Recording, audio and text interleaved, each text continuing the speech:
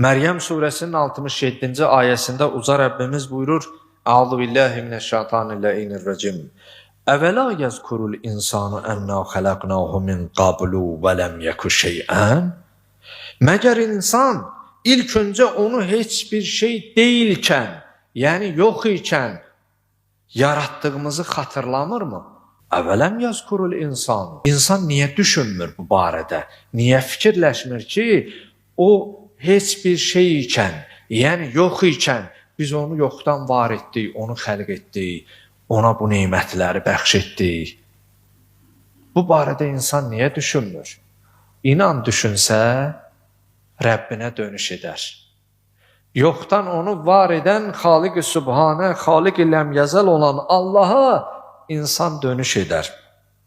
Deməli, bu ayə insana özünün yaradılışı barəsində, yoxdan var olub, yoxdan xəlq olması barədə düşünməyə, təfəkkürə vadar edən ayədir. Yəni, insan, sən hardan gəlmirsən?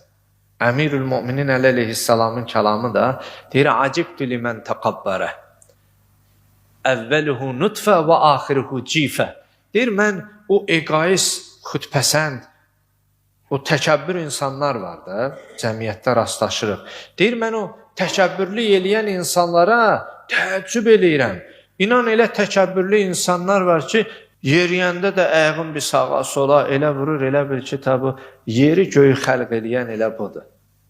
Əmirül-Müminin əleyhissalam buyurur ki, bəşər, sən nəyə təkəbbürlü eləyirsən? Əvvəlün nütfə, axırın da cifə. Bəşər, gəldiyin yeri unutma. Hardan gəldiyi yadından çıxarma ki, yolundan da, məcrundan da çıxmayasan. Xəttində daimi sabit qədəm qalasan.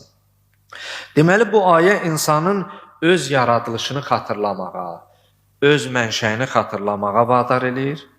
İstəyir ki, insan düşünsün ki, bir vaxt heç bir şey deyil idin. İndi isə düşün,